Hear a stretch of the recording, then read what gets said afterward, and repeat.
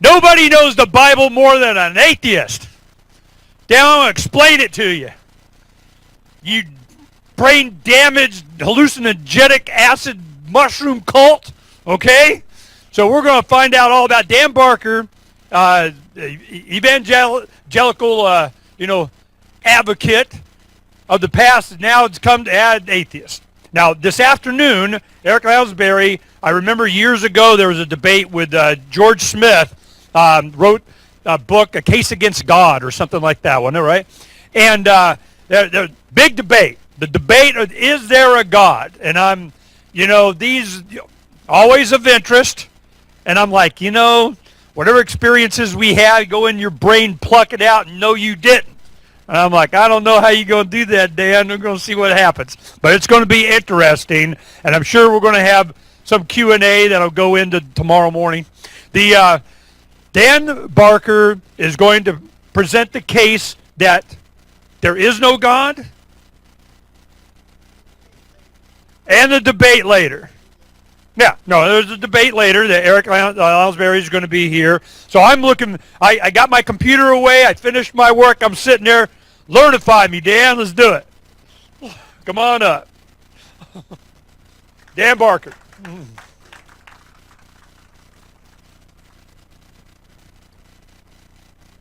Boy, I wish I had his voice. I do have a strong voice, but I lost it this last few weeks with a really bad cold. Yesterday I could barely whisper, and you can hear me okay if I get up close. Is that all right? All right. It sounds kind of spiritual, doesn't it? This kind of a soft kind of voice. And yes, we will do a debate today, sometime this afternoon, with Eric Lounsbury on the question, does God exist? And as an atheist, I will say that hypothesis cannot be defended. An atheist is not necessarily an anti-theist. An atheist is simply a person who is not a theist for whatever reason. And until they come up with a good reason, then I'm still going to remain an atheist. But we'll talk about that later. So, I came from Madison, Wisconsin. I'm co-president of the Freedom from Religion Foundation, a group of atheists and agnostics who are convinced that you cannot have freedom of religion if you don't have freedom from religion. This is not to say we think everybody should be free from religion, because it's a free country. People are free to worship as they wish, to assemble as they wish, to speak, to print, to broadcast. And so when it comes to the government, we think the government should be free from religion. People themselves we can talk among ourselves about it. We can argue, we can have our debates like we're going to have this afternoon. One thing we cannot do is we cannot ask our government to settle the argument. The government has to be neutral, the government has to back off, the government has to be free from religion in the sense that it can't be for or against. So our group would be just as opposed to, for example, a high school teacher getting up and telling the students that there is no God. That would be just as wrong as what we're seeing all over the country, high school and grammar school teachers telling the kids that there is. So we think freedom is freedom. And of course, most of our members call themselves atheists. Some of them like the word agnostic. We like to use the word freethinker. If you look up in the dictionary, the word freethinker is a single word, and the word freethought has a long respected meaning of those who use only reason to evaluate religious claims. They reject authority. Freethinkers reject tradition. Freethinkers reject faith and feeling. They only stick with reason. So a freethinker is basically a rationalist. And we don't care what our members call themselves, atheists, agnostics, secular humanists, igtheists. Some guy calls himself an athean because he doesn't want to be an ist. What we say is that we don't care what you call yourself. We all disbelieve in the same God, so it doesn't matter. I used to be a Christian minister.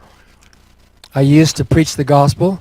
For 19 years I preached, I traveled. I was an associate pastor of 3 different California churches.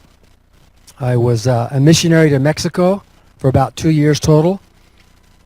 And I was down in Mexico trying to convert the Catholics into Christians, if you can figure that out, because they were the wrong kind of Christians. And I was a Christian songwriter.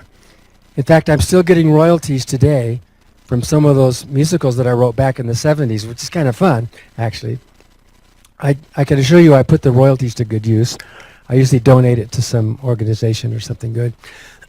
And then I was a cross-country evangelist, but I changed my mind. And I'm not going to tell you about that story today, just enough so that you know that I was on the other side of, I guess there's a fence, the other side of that fence, from true believer, really believing it, living it, loving it, standing up in the pulpit and speaking with absolute conviction about what I thought was the truth, wishing that you would join me in that. So, and then I changed my mind, and tonight I'll tell a little of those reasons why I'm now no longer a theist. I'm an atheist. I can only say that it went through about a 4 or 5 year process of changing my mind. And I tell the story in my book that's on the table back there. It's called Godless, How an Evangelical Preacher Became One of America's Leading Atheists. So that's a long story, but and it's not unusual. You probably have heard of the Clergy Project. Have any of you heard of that? The Clergy Project started in 2011. It was 3 of us. It was Richard Dawkins, the scientist, Daniel Dennett, the philosopher, and me, the former preacher who's an atheist, plus some of their colleagues, Linda Lascola and Liz Cornwell. We started a group for clergy who are now no longer in the pulpit, who now no longer believe. They now call themselves atheists or agnostics. And we started with about 52 back then. Today there's almost 1,000. And these are clergy who were in the pulpit, who were preaching, either Protestant or Catholic. There's a couple of imams in the group, former imams in the group, some rabbis and so on, Unitarians, who have lost their faith, or maybe lost is the wrong word. They've willingly abandoned their faith in the supernatural. It's not like you've lost something, like saying, oh, I lost my cancer. They've given it up. They've got rid of it. They're healed from it. And now they have trouble getting out and finding a real job somewhere. Imagine that. You spent your whole life, you have a degree from a divinity school, you've spent years or decades preaching, and now, in some cases, the church is throwing them out and changing the keys. They basically need to find a way to land on their feet. So look up the Clergy Project online, and you'll see a lot of the stories, testimonials. And so it's not just me. There are hundreds and hundreds and hundreds of other former clergy who are now atheists and agnostics. And some of them have written books. They've got some great stories to tell. And I get to be on the board still. Dan Dennett and Richard Dawkins don't get to be in the group because they're not former clergy, but at least they got it to help kick the thing off and get the thing started. When I became an atheist in 1983, I didn't know any others. I thought I was the only one. And I think that's kind of good. It proves that what happened to me, I own it. It wasn't like somebody convinced me. It wasn't like I saw some atheist evangelist on TV and I said, I'm going to join that group. Or like I had read some atheist book that convinced me. It was just me and my thoughts. Primarily, it was reading the Bible. And a lot of people will say that reading the Bible is one of the main reasons, if not the main reason, they became atheists. If you actually read it and understand it. And I have former Muslim friends who say the same thing about the Quran. I actually read it, and now I understand it, so I cannot believe in that God anymore.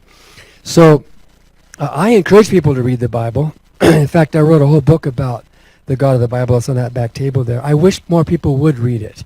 I wish people would read the Quran. I wish they would read the Hindu scriptures, the Gitas and that, because there's a lot in there. There's a lot of value in there that tells us not so much about a supernatural world, but that tells us about the human condition that would need to create books like that. Some of it's very beautiful. You don't have to be Muslim, for example, to appreciate Islamic art. You can say, look at that, look at those, that's gorgeous. You don't have to believe those things, but you can still admire the human yearning, the human progress, the whole cultural idea of wanting to create the system of thought and religion. The same thing, you can be an atheist and enjoy and appreciate gospel music.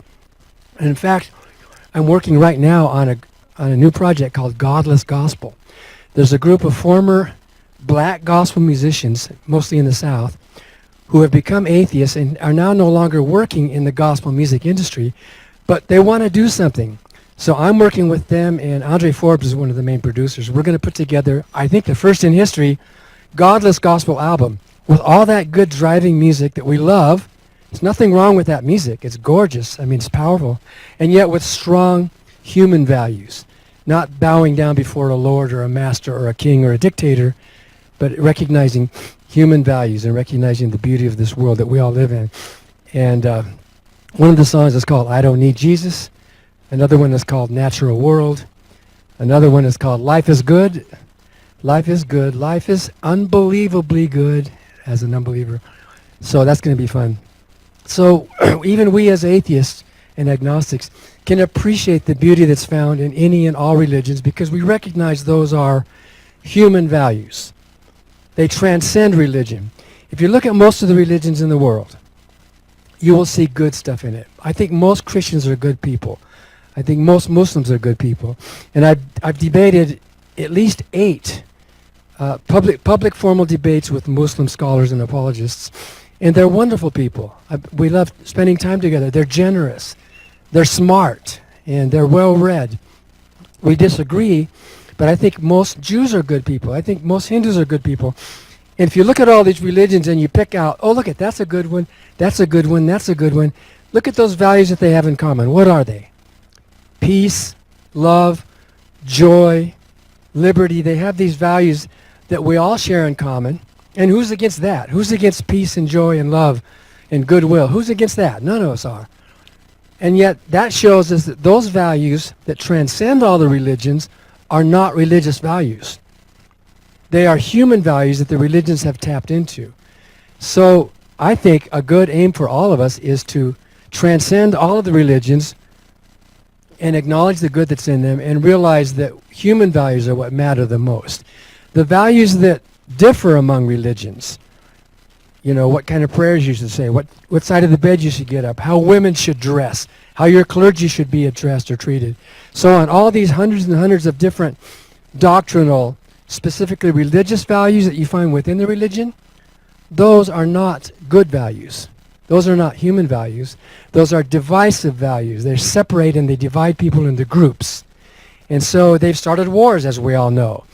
And there have been fights going over those religious values. Human values are wonderful. Religious values are not. And the fact that most religions tap into or borrow from our common humanistic morality shows how strong human values really are, above and beyond whatever religion we belong to. In my city of Madison, Wisconsin, we march shoulder to shoulder with the Jews and the Muslims and the Unitarians and the Christians on many of these social issues that we care about, because it's the issues that matter. It's not our religious differences that matter. So anything to bring us all together. And I think maybe one way to do that, excuse my voice, one way to do that is through music. And music is just a powerful uniter. I play jazz piano in Madison, Wisconsin, and I play in some bands, some big bands and some combos. And sometimes I'm playing in a band where some of these band members are extremely philosophically opposite from me. Some of the things they say I think are so stupid and dangerous and immoral and politically naive. But when the music starts, we all look at each other and we forget all that. The downbeat happens and we're in the band and we don't care anymore. We're making music and it's beautiful. So wouldn't it be wonderful if the countries of the world could form a big band? You know, we could all just get together and put aside those divisive values. I'm now co-president of the Freedom from Religion Foundation. I joined in 1984. I left the religion in 1983.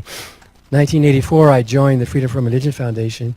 And before I met any of the people there, I got a phone call from a producer of a TV talk show in Chicago saying, could you come on our show and be as an atheist, a minister who was once an atheist? And I said, well, sure.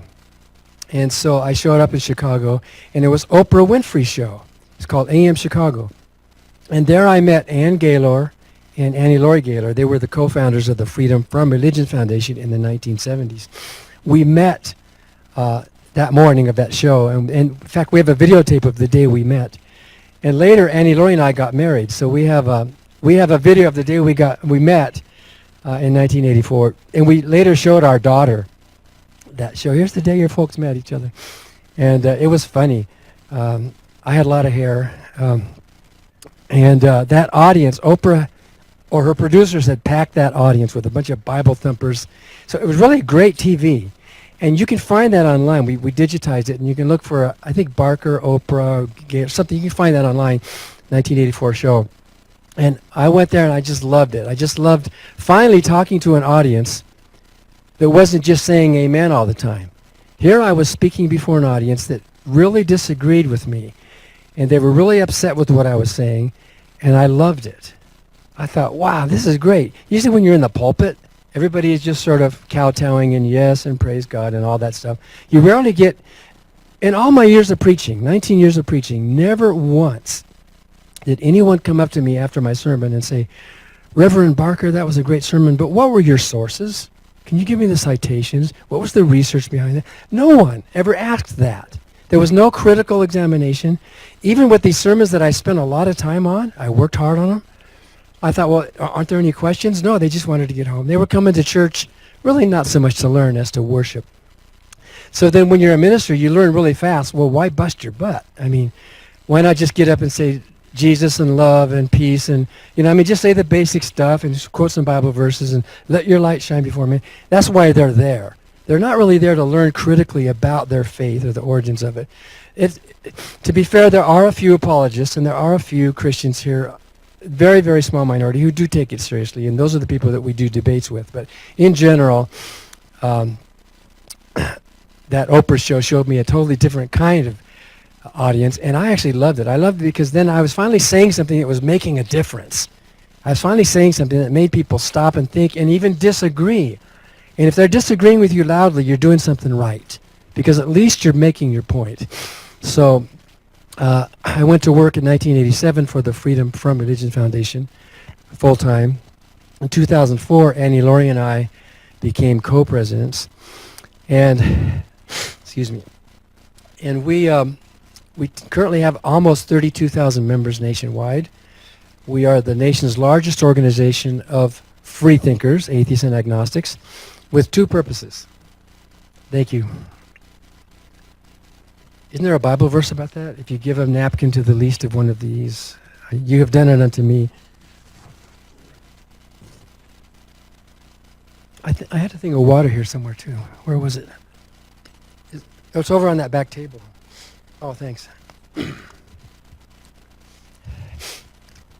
So, the Freedom from Religion Foundation has two purposes. One is to keep state and church separate, which we find most religious people in the United States agree with. And in many of our legal activities, we are joined by believers who agree with us that it's good for the government to be neutral and to be secular. And we do that through legal work, through letters, through lawsuits, and so on. Our second purpose is to educate the public about the views of non-believers. Who are the non-believers? Right now, do you know what the fastest growing religion is in the United States right now? Non-religion. Non-religion is the fastest growing religion in the United States. I think Mormonism might be growing slightly, and I think Islam is growing slightly, but non-religion is really taking off. In 1991, 7% of Americans said they were non-religious. 11 years later, it was about 14%. It doubled in that decade and during the 90s. Today, it's about 26, 27%. And if you look at the younger generation, if you look at the millennials and the youngers, it's more than a third of them have no religion at all. That's huge. And you know what that is? It's not top down. It's not like some big atheist missionary effort is converting the youth. It's a bottom-up thing that's happened. It's freedom from the bottom up. Maybe similar to what happened in Europe. Europe had centuries of religious divisiveness and holy wars. But today, most Europeans are what? Kind of basically secular, right? In Denmark, about 4% say they believe in a God. And they have one of the most healthy societies in the world, really. Happy and productive and rights for women and all that. So we represent and speak for that we used to call it a small minority, but actually it's not such a small minority anymore. It's a larger denomination than most denominations in the country, although not organized in a top-down way, but it's a bottom-up kind of natural, I guess it's a natural growing up in a society where you realize from the past that wasn't working. Religious divisiveness doesn't work. Why can't we just forget all that and live basic human lives? So we educate the public about the views of non-theists. We publish books. We have a newspaper. We have a national radio show in our 13th year called Freethought Radio.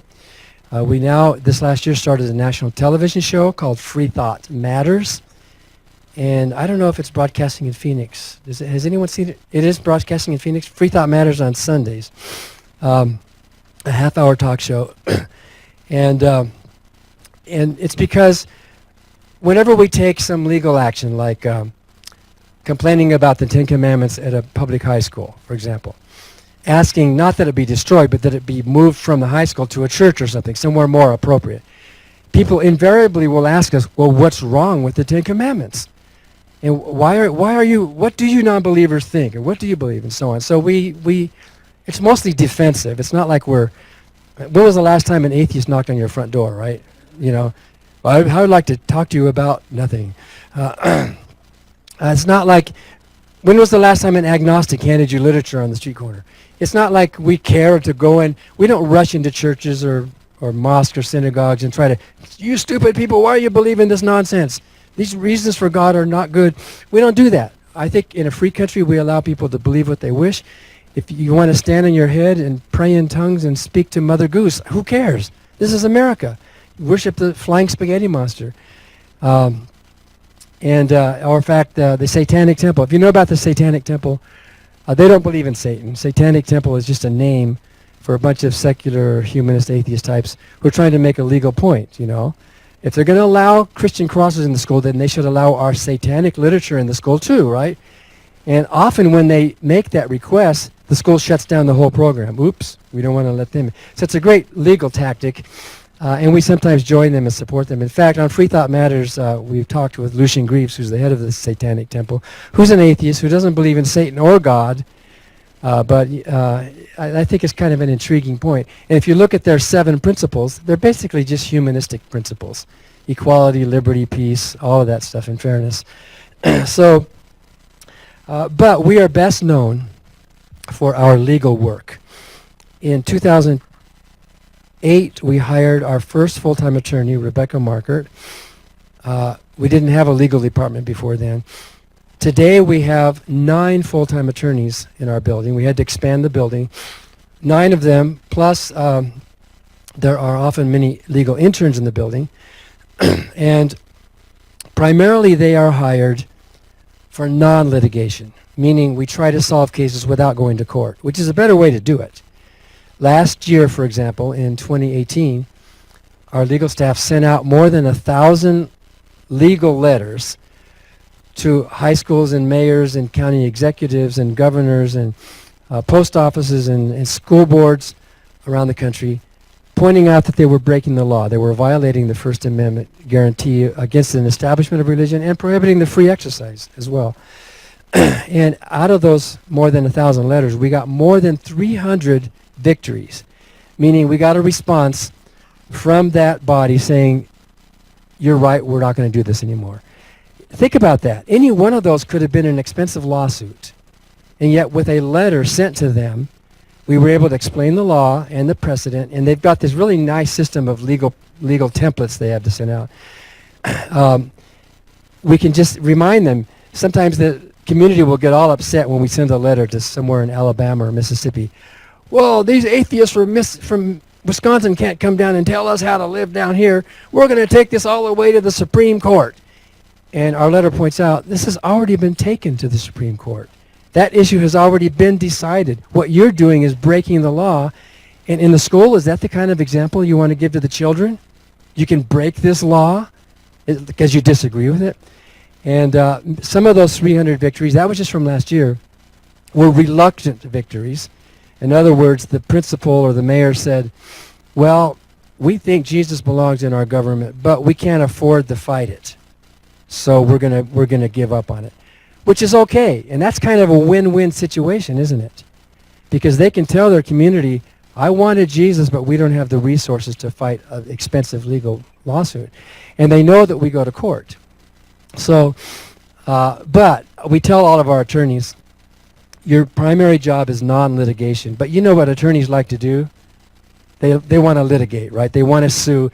We want to sue as well. Annie Laurie says there's nothing more fun than suing the government. And I would add, yeah, Mark knows that. I would add there's nothing more fun than suing and winning. In the last 2 years, since Trump came in office, in the last 2 years, we have had 16 legal victories in court and 2 losses. That's a pretty good batting average, I think. And the 2 losses are on appeal, by the way, and I'm going to talk about one of those.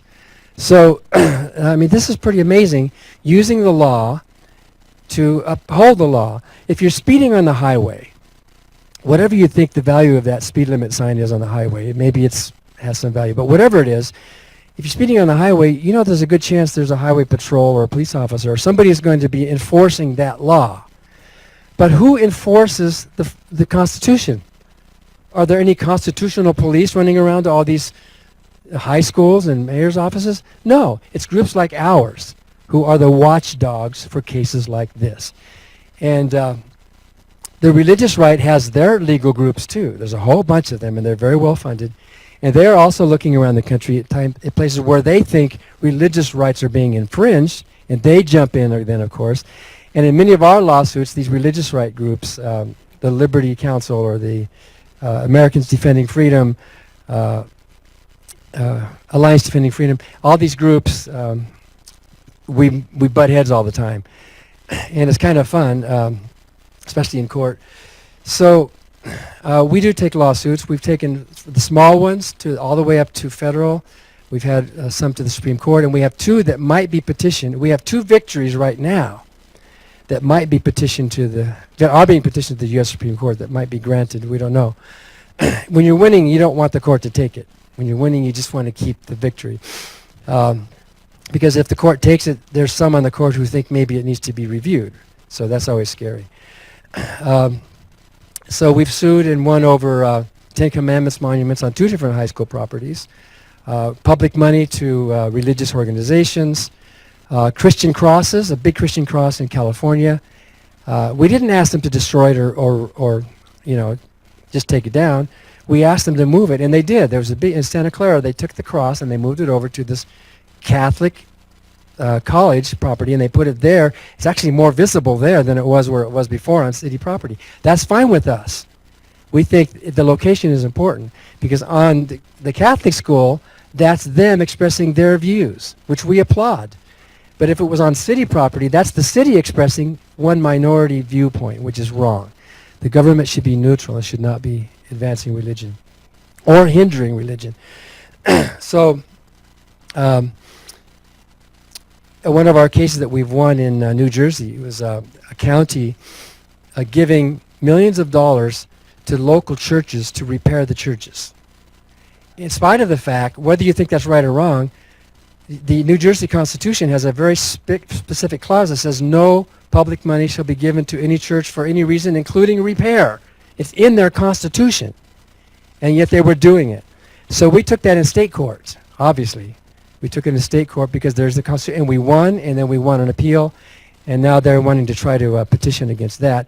They even petitioned the appeals court for an en banc, if you know what that means, to ask the entire panel, and that entire panel still agreed with us.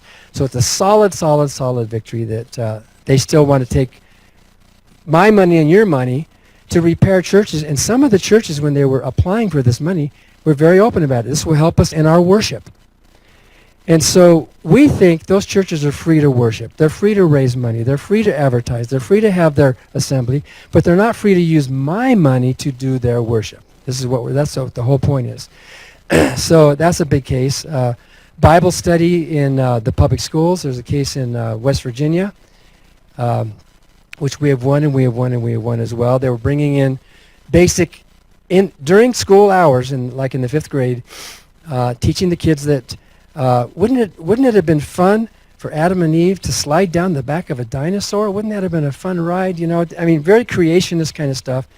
Again, we think that stuff belonged in the Sunday schools and in the churches and in the homes, but not in the public schools. The public schools had to be neutral. Let me ask you just a quick question here. You probably don't know this because you're not from Wisconsin, but in 1890, before 1890, the public schools in Wisconsin were reading from the Bible at the beginning of each day, Bible reading. A family in Wisconsin complained, and they said, this is not right. So, and they won the case, and in 1890, the Wisconsin Supreme Court made a strong decision against Bible reading in the public schools, that it's unconstitutional, it's un-American. Who do you think would take a case like that? What kind of family do you think took that lawsuit in Wisconsin? Who would you guess, just to guess? That's not a bad guess. Most people think it was the atheists or the Jews, right? The smallest minority. It was actually a Roman Catholic family. Do you know why? They were reading from the Protestant King James Bible. They were reading from the Protestant Bible, and the Roman Catholic says that's not right for the state to be taking sides on our religion.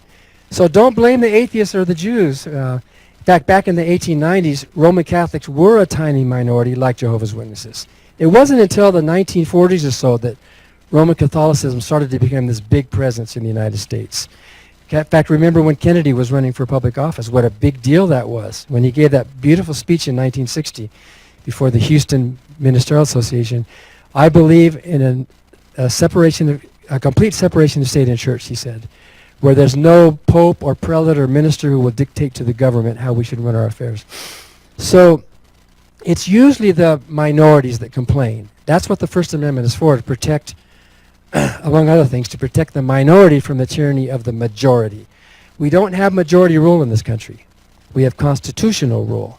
There is no local majority that can vote away freedom of the press or freedom of speech or freedom of religion or freedom of assembly. That can't be done. It's hard-coded. It's hard-wired into our secular constitution. There was a case in the year 2000 called Santa Fe School District in Texas. They were broadcasting prayers from the loudspeakers before all the football games. You might know this case, Santa Fe District. And two families complained about the prayers being broadcast over the loudspeakers, Christian prayers. Who do you think was the family that complained? Who do you think would complain about that? Was it atheists this time? I don't think they existed in 2000. Oh. It was a Mormon family and a Catholic family. You know why? Because it was Southern Baptist prayers. It was Southern Baptist evangelical prayers, and they were objecting to the state basically pushing one flavor of religion upon everybody else. You can see how that dynamic works depending what city you live in, what part of the country you're from. So so I just want to talk about a couple of cases that are in court right now. One is the housing allowance. There's a provision in the tax code right now, and I don't know what you think about taxes in this room. Who likes taxes? But there's a provision in 107(1) and 2 of the tax codes that say that ministers of the gospel don't have to report their housing as income. It's a special provision that if you're a minister or a priest or any other type of clergy in this country, and there was even a lawsuit that extended it to cantors at synagogues, because cantors perform weddings and things and do what they call sacerdotal functions. If you're getting paid for your ministry as a clergy, and part of that payment is designated as a cash housing allowance, then that's not reportable on your taxes. Wouldn't you love to do that every year? Wouldn't you love to take your rent or your housing expenses and just totally drop your tax liability? So for years and years, I used to take advantage of that when I was a preacher. We think that's unfair. When I was working for a nonprofit, churches are 501c3 nonprofits, and so they get all these nonprofit breaks, especially deduction for taxes. When I was working for a church, I got to take advantage of that tax break. But now that I'm working for another nonprofit that's not promoting God, that's working for state church separation, I don't get that same advantage. Why? Are clergy more special in this country? Are clergy a higher level of citizens? We even call our president Mr. We don't consider our president to be a higher class of person. So why are clergy getting these breaks? The government had a whole bunch of reasons. The government, back in the 1950s when that law was first passed, however, Representative Mack of Illinois said the reason we want to help these ministers, a lot of them are poor, we want to help them in their fight against our common enemy. Who was the common enemy in the 1950s? Godlessness, godless communism and atheism. So it was actually in the wording of the bill, I mean, not in the bill, but actually in the wording that he gave to justify this bill, to give the special break to clergy. So we tried to sue over that. We said, on its face, that doesn't seem right. We sued a number of years ago. We won in district court. The federal court made a really strong victory for us, saying that's not fair. All nonprofits should be treated the same. There shouldn't be some special breaks for other, because who's to say that the Red Cross or a soup kitchen or other nonprofits aren't also doing important work for community as well? Why are clergy singled out? But the U.S. government, this was under Obama, they appealed our victory to the Seventh Circuit in Chicago, and we lost that appeal not on the merits. The court didn't even grapple with whether or not our argument had any merit. But the court said, well, you don't have standing to sue. And they've been doing that a lot, saying, knocking us out not on the merits but on standing. If you know what standing means, you don't even have the right to take the case. The lower court judge thought we did because on its face it says clergy and we're not clergy. So why wouldn't we have the right to challenge it? But you won't believe this, or maybe you will, the reasoning that comes out of the government sometimes. The government's argument was that, well, and by the way, Annie Laurie and I were given housing allowances by FFRF. It didn't change our salaries, but it designated part of our salary was a housing allowance. The government said, well, Dan and Annie Laurie, as co-presidents of the Freedom from Religion Foundation, actually don't know that the government would not consider them to be clergy. Can you believe that? That was their argument, one of their arguments. And Annie Laurie laughed. She's a third-generation atheist running, feminist freethought organizations for her whole life, different ones. And she laughed. I'm a minister of the gospel, and the phrase is actually minister of the gospel. So the appeals court said, you don't have standing because you haven't proved that you would be denied this. So we lost it, and then we went back again, and we said, okay. So then we requested 1040X. We requested a refund of our taxes. And one year they actually gave it to us, which is kind of amazing. I think somebody was just automatically doing something. But we did get a very strong rejection finally after like 2 or 3 years of doing this from the government. Somebody in the IRS did their job right, and they turned us down with a strongly worded letter. No, you're not clergy. And this is almost trying to defraud the government, pretend like you're clergy. So we went back into court with that injury. Now we have injury, right? I mean, there's no doubt that we asked for it and we were turned down. And we won again at the district level, and that has been appealed back to Chicago again. And it looks like the Chicago Appeals Court has their hands tied now because they've already told us what we needed to do to get standing, so we did it, and we got standing. They're going to have to deal with the merits now. Oral arguments were last October. We're waiting for a decision from them. We've had some good decisions from the Seventh Circuit, including when we sued Bush over the faith-based initiative. Judge Posner and others, they wrote a very strong decision. So we're hopeful, let's just say. Atheists can have hope. But a case that's dear to my heart right now, and I think I'll end with this one and then we go to questions, or maybe we're out of time, aren't we? It's called Barker versus Conroy. Since the country is becoming less and less religious, since a greater percentage of our country now is atheist, agnostic, or secular, humans are just not religious, we think the House of Representatives should be representative. We think it shouldn't only just be religion that's there.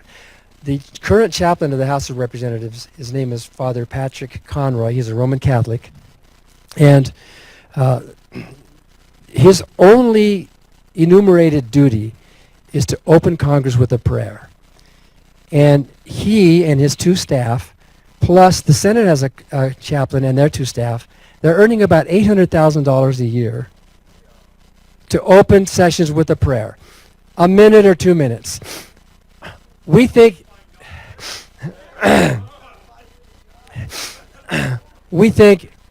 we actually think the whole office of the chaplaincy is illegitimate, but we're not challenging that right now. In fact, we are affirming it for the purposes of this lawsuit.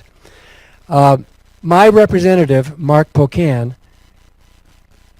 went to the chaplain, and Mark Pocan said, hey, Madison, Wisconsin is a pretty liberal area, and we have a lot of non-believers.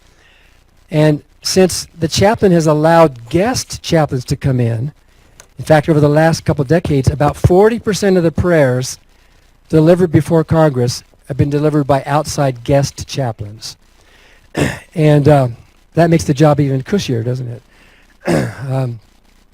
So they've all been religious. And so Mark Pocan asked Patrick Conroy, I would like to have Dan Barker come in and open Congress with a secular invocation, a secular prayer. And Conroy said, no, we can't have that. And Pocan was saying, well, what do you mean? I'm a representative. I'm supposed to represent my district.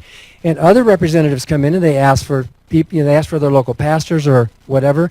When Russ Feingold became a senator, one of the first things he did was he asked the chaplain to allow his sister, who's a rabbi, to come in and open Congress with a Jewish prayer. And she did. And that was appropriate. If you're going to have a chaplaincy, it should be representative. Conroy said no.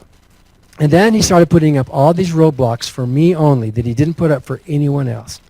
First he said, well, you have to be ordained.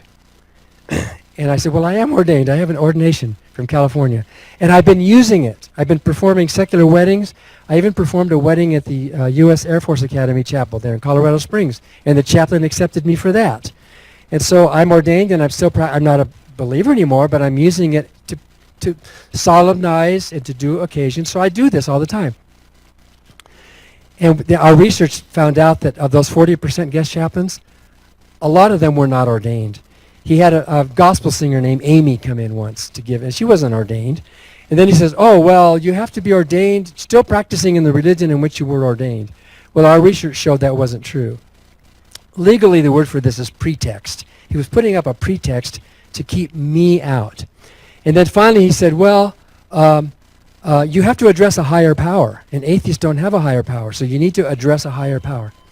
And I pointed out to him that, is that my time to stop? Is that it? No. Maybe it's a voice from God. So I sent a draft of my remarks that I would, if I get to do this, and there's a good chance I will, I sent a draft of my remarks to him, which were not criticizing religion, which pointed out that in the United States of America, there is no power higher than we the people. We the people are the higher power in this country. And other people disagree, but in a representative democracy, shouldn't those of us who are non-religious, shouldn't we be at least at the table with everyone else? And Conroy said, no, we can't have you do that. So basically, he was kicking me out because I'm an atheist. And Representative Pocan said, you know, you're going to be sued over this. And Conroy said, yeah, I guess I am. So we sued him. And we lost the suit at the district level, at the court level in D.C., because the judge said, and if you can believe this,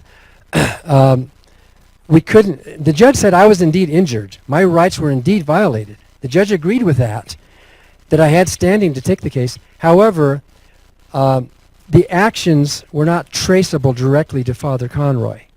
They used the argument of traceability. He's just doing his job.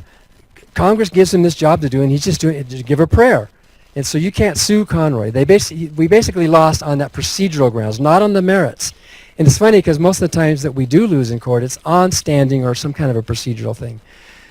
So we've sued, we challenged that in court. And last, when was it? December or November? We went to the D.C. Appeals Court in D.C.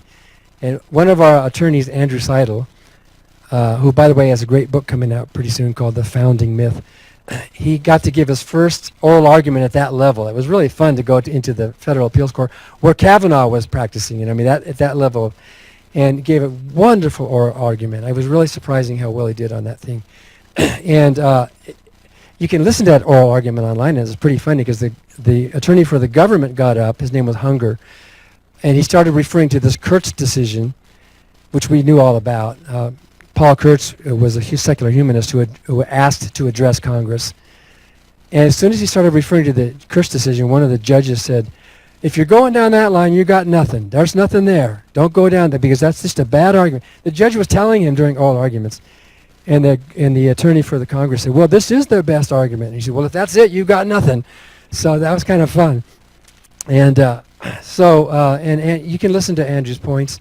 Boy, a lot of work. Those of you who do any oral testimony before any courts, the amount of work you have to do, you prepare and prepare and prepare, and we had 2 moot courts over that. And yet you're only going to touch 3 to 5% of that. You have to just be ready for whatever they're going to throw at you. So we're pretty confident. On what grounds can, now with the changing demographics, and now with the changing Congress and the diversity that's there, and now in Congress for the first time in history last year, there is a brand new caucus called the Freethought Caucus in the U.S. House of Representatives.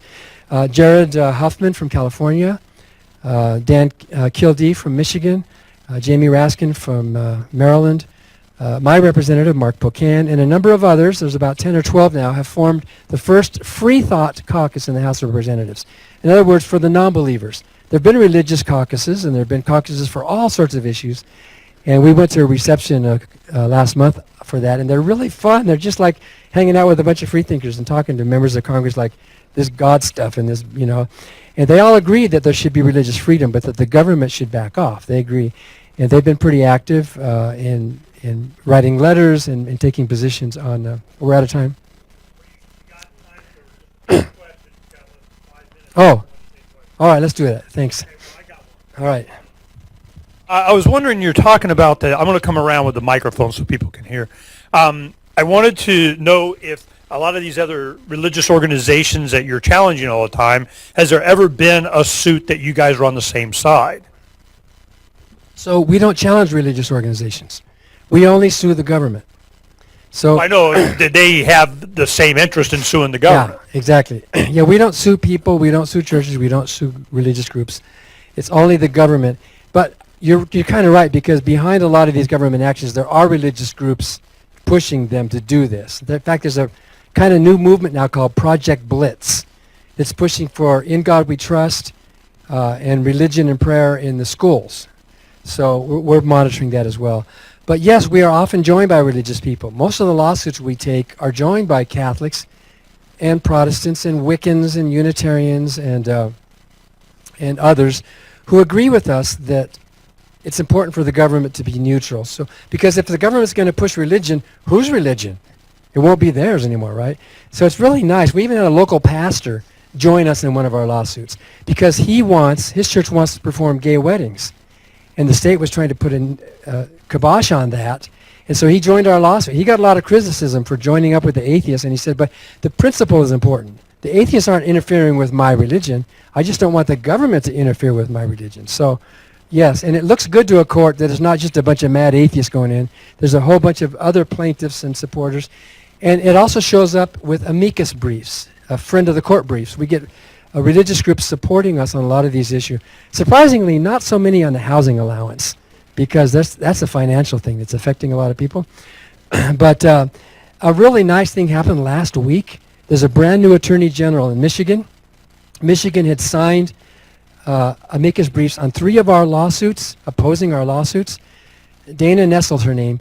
She had the state remove the state's name from those 3 lawsuits, challenging our lawsuits, which is really something. It's not an easy thing to do. It goes to a lot of work, and to get your name removed from a friend of the court brief, which goes to the attention of the Supreme Court or to the court you're going to. So, yeah, we are often joined by, and I think most religious people get it. It's just the extremists who don't get it.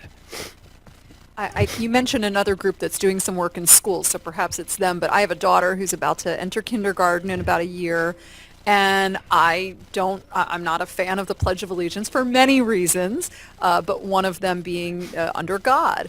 Is there any work that your organization's doing to fight that? Yeah, we have tried. You probably know about Michael Newdow. He won the case in California in the Ninth Circuit. What was this, about 10 years ago? Strong decision, strong Ninth Circuit decision. The Supreme Court, again, ducked the case by ignoring the merits and telling Michael Newdow, believe this or not, he said, well, you didn't have standing to sue because you're not the custodial parent of your daughter who was in the school. Although he was there all the time with her. He's a good dad, but he wasn't the legal custodial parent. They forged a brand new law in California, apparently, because the California system doesn't even care about that. He still had standing. He was exposed to it. But your daughter, no child in this country has to say it, and they don't have to stand for it. In fact, I think it's the brave children who don't stand for it. One of my granddaughters, Mika, didn't even know about any of this stuff. We hadn't even talked to her about it, but in Wisconsin, she told her teacher in, was it 4th grade? She said, I don't have to stand for this. And she said, yes, you do. You have to be a patriotic American. No, I don't. I don't want to stand. And so she made a big deal about it. So my son, knowing us, we sent a letter to the school saying she doesn't have to. And she was there in the classroom when the principal came in the room and whispered to the teacher, she doesn't have to stand for it. And so they didn't have to stand again. I think that's pretty neat. And we didn't coach her to do that. She had her own thought. There was a girl in California who was pretty much being beaten up because she wouldn't stand up. And a lot of school officials don't even know the law. So if you want to make a noise about it, you can. If you can't, what's that sign that Mark has up there? What does it say? You can afford it, right? What does it say about affording it? Oh. Well, in our case, you can afford it because it's free. If you want to come to us, we won't use your name. In fact, a lot of the times we don't use the name of the people because in that community it could be dangerous. And we could write a letter to the school and point out what the law is. So it's just as patriotic. You know, free speech is also the freedom not to speak. The government can't force you to speak. We're out of time? Okay. Oh, 1 minute. Okay. Any other questions? Thank you, Dan. Thank you.